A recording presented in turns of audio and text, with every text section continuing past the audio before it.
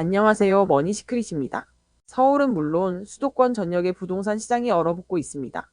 거래량은 3분의 1 수준으로 급감했고 일부 지역에서는 마이너스 프리미엄, 이른바 마피 단지가 속출하고 있는데요. 오늘은 정부의 627일 대책 이후 벌어지고 있는 수도권 부동산 시장의 현실을 낱낱이 들여다보겠습니다. 1. 거래량 70% 급감 무슨 일이 벌어진 걸까? 6월 27일 정부는 가계대출 관리 방안을 발표했습니다. 그 결과는 실로 충격적이었죠. 7월 1일부터 22일까지 수도권 아파트 거래량은 단 6,757건.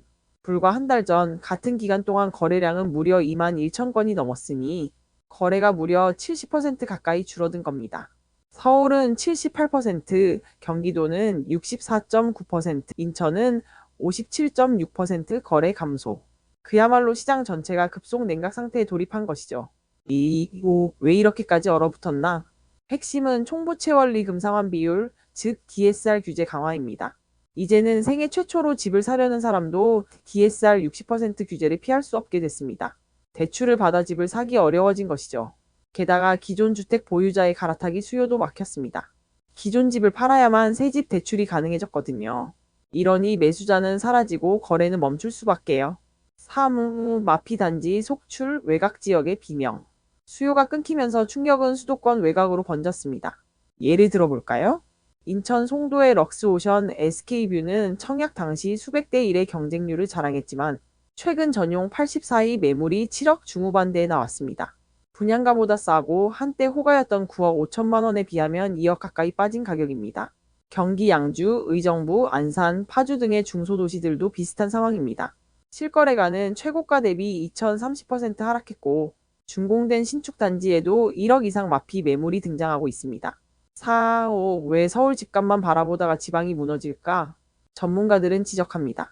서울 강남 집값을 잡겠다는 의도는 이해하지만 규제는 수도권 전체를 대상으로 적용되고 있다는 것이죠. 즉, 수요 공급의 여건이 다른 지역을 똑같은 규제로 묶어보니 수요가 취약한 외곽부터 먼저 무너지고 있는 겁니다. 일자리도 부족하고 인프라 확장도 느린 외곽 지역에선 매수세가 붙기 어렵고 결국 미분양과 가격 하락으로 이어지고 있는 거죠. 5. 향후 시장은 어떻게 될까? 정부는 아직 추가 대책을 예고하지 않았습니다.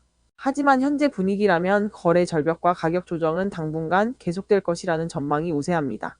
특히 미분양과 입주 폭탄이 겹치는 지역은 더 큰 하락 압박을 받을 수 있습니다. 대출 규제 완화 또는 핀셋 규제가 도입되지 않는다면 하반기에는 더 많은 마피 매물이 나올 가능성도 배제할 수 없습니다. 거래는 줄고 가격은 내리고 불확실성은 커지고 있습니다. 지금 부동산 시장은 매수자도 매도자도 모두 관망하고 있는 상황인데요. 과연 이 상황을 타개할 열쇠는 무엇일까요? 지금까지 머니시크릿이었습니다. 영상이 도움이 되셨다면 좋아요와 구독 부탁드립니다.